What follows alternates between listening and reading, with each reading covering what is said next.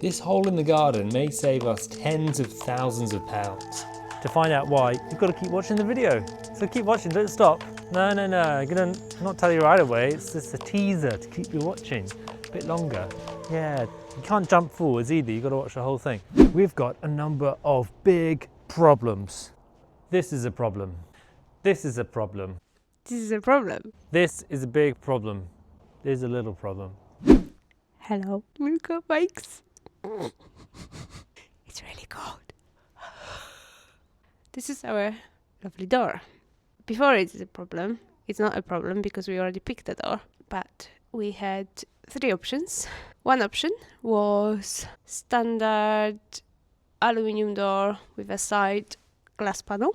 Option number 2 was aluminium door with a side panel and a window above. And option number 3 was a glass all around. Which option do you think we went for? So, can you come closer, please? This is a slight issue. What we're seeing here is our lovely black and beam floor and our threshold.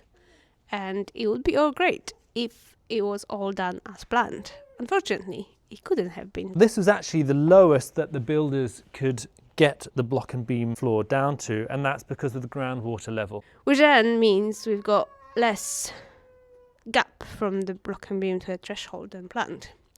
So what was on the plan was 100mm insulation, 65mm screed, and that's our finished floor. And the issue here is between the level of the block and beam and the level of the threshold, there's only 100mm. Now we do need it deeper than that because we need to be able to make up our U values for the insulation. We've figured out that we can get away with about 130mm, but that's still a bit higher than what we've got at the moment. Which means we have to raise our threshold a little bit. But that's okay, we can work around that. The block and beam also creates other problems in other areas as well. The other problem that the block and beam creates is over here. And this problem is that the height of the block and beam is actually almost in line with the height of the suspended wood floor in the old part of the cottage there. There's maybe a centimetre and a half in it. If we're making the final finished floor level 130mm above the block and beam, it'll end up somewhere around there maybe, which would create then a step down into the lounge, which we don't really want. What we're going to be doing anyway at some point is pulling up the floorboards in the old part of the building to do a bit of restoration, to sand them back. And while we do that, what we might do at the same time is work on raising the whole floor level in there. Now, I think we can get away with that, partly because of the height of the ceiling. So if we raise the floor level up and raise the door height up a little bit, it's not the end of the world, and hopefully we can make that work. This is a problem. When the builders were laying the flooring in the upstairs extension, they made it lovely and level from the back of the extension all the way here to the front. The trouble is, when the people built the original stone cottage, they weren't too bothered by getting everything perfectly level. So what that means is here towards the front of the property, the level between the old floor and the new floor is off by probably a couple of centimetres actually. There's a bit of a difference. That's an issue because we don't want a step in the middle of our lounge. We want this to be one lovely continuous space, and if there's a difference in floor height, it's going to be a bit naff.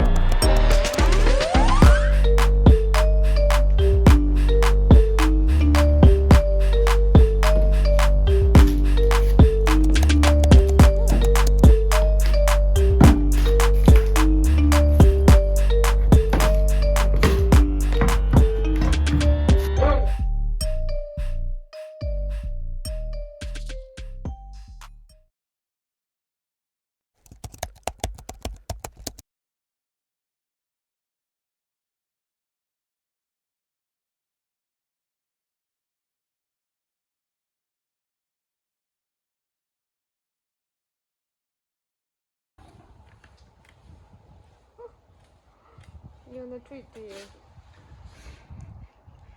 Nope. Hmm? Should probably get the invite. You're an engineer. What is this? Is that a wall from the... Downstairs. Yeah. Oh wow. We might be able to just take it down to this level then. Because that's the wood here, look. So we can get that concrete from top of that wood. But that's the lowest we can get all of that. Because it definitely slopes up.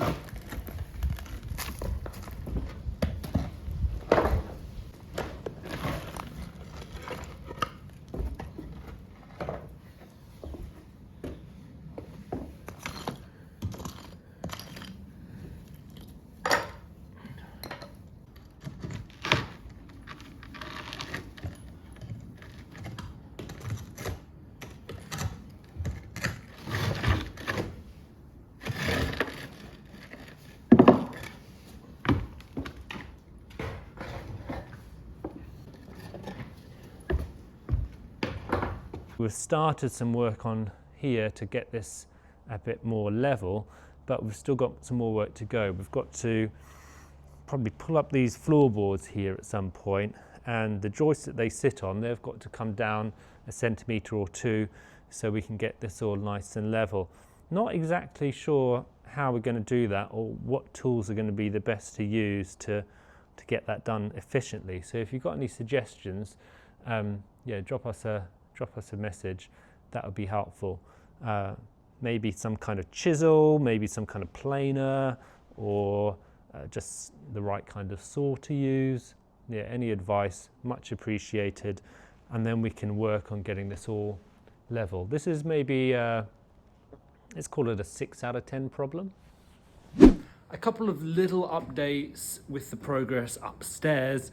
The builders have been back and they've finished a little bit of the partition walls. So now the master bedroom is a little bit better well defined with that wall filled in. And they've also started framing out for the upstairs bathroom, which, as you can see, comes right here at the top of the stairs. We put this here because there's already a waste pipe and things for the toilet, so it makes it quite simple for the upstairs guest bathroom. It does mean that some of the space in the lounge up here is now limited because of the way that stud wall comes, but I actually still really like the feel of this space. It's very light and bright, and I think when it's all finished we won't really mind that. After all, it's a nice cozy space that's going to feel really, really lovely. This here is a problem. The problem with this is when the builders made these lovely window spaces for our master bedroom, they were very generous and made them a little bit larger than were on the actual architect's plans. So it's not the end of the world, but what it does mean is when they put in the stud wall here, it leaves a smaller gap between the end of the window and the edge of the stud wall. And we had this plan to be our wardrobe space along here. Wardrobes are typically about 60 centimetres deep, and the gap here is 37 centimetres, which is a bit of a pain because we don't want a master bedroom with no wardrobes in it.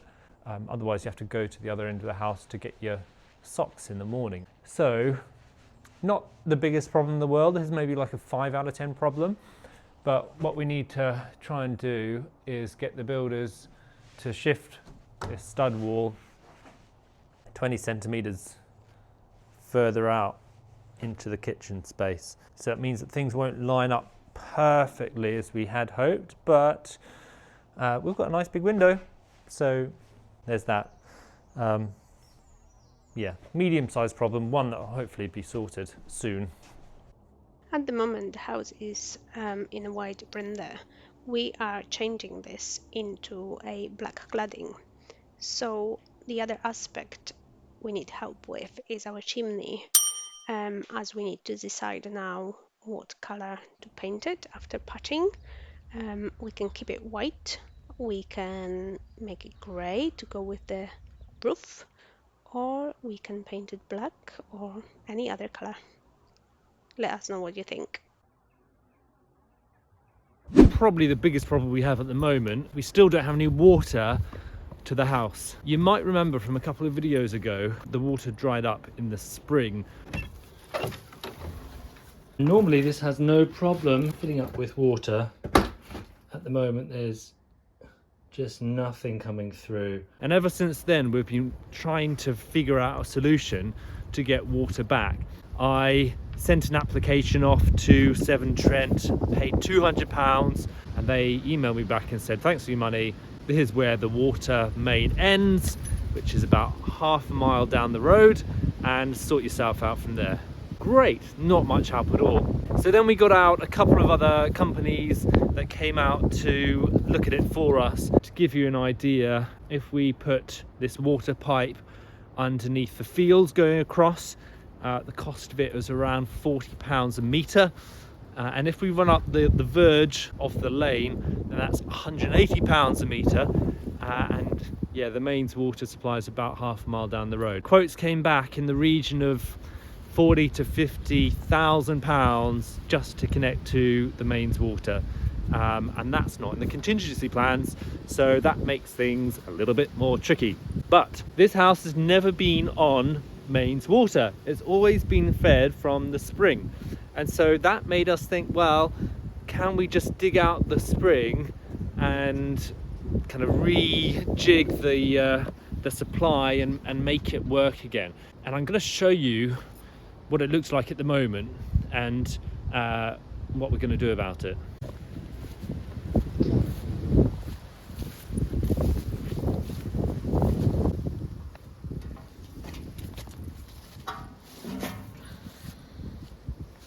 This hole in the ground is where our water was being fed from. We dug it out a little bit and you can see there's a little bit of water still sitting there. That gives us hope that we can still use this, and we've got someone coming out with a digger who's going to dig this all down and out, and then what we can do is get just a submersible pump. We'll pump all the water out of that and we'll be able to check how quickly the hole fills up with water again, and that will give us an idea of the flow rate of the spring, how much water is coming through.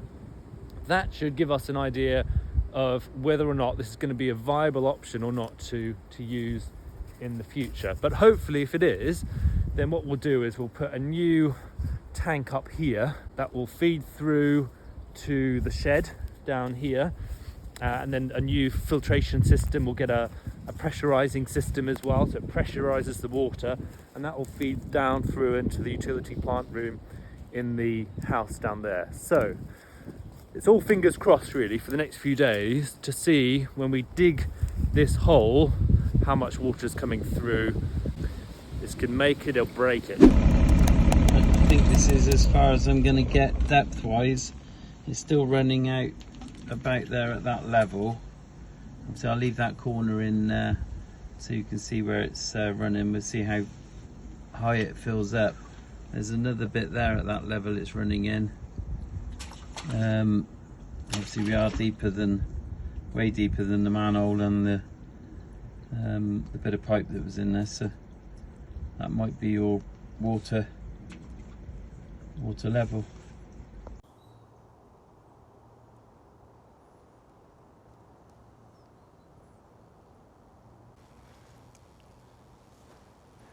as you can see, it's a pretty big hole and it's very muddy. We've got a new swimming pool and it keeps filling up deeper and deeper, which in my mind is a good sign. So we've made a bit of a mess in the process, but we do know that there's water coming through. So the next job for me then is to get my little handy pump out and see if we pump some of this water out, how quickly things start to fill up again. Here we go.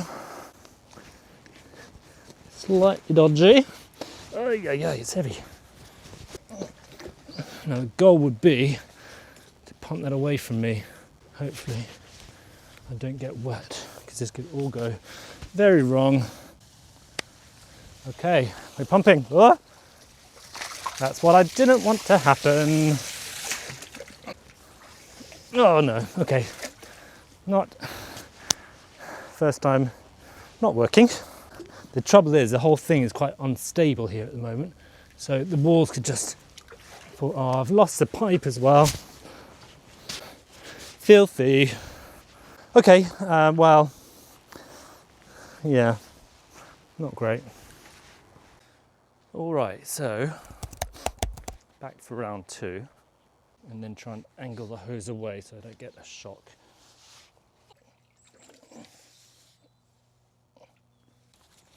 Will this work? Pumping, pumping, pumping. There's a fair bit of water in it today, and then I'm just using my pump. It's all been pumped out. Fishka, can you not be so dangerous? You're not setting a very good example.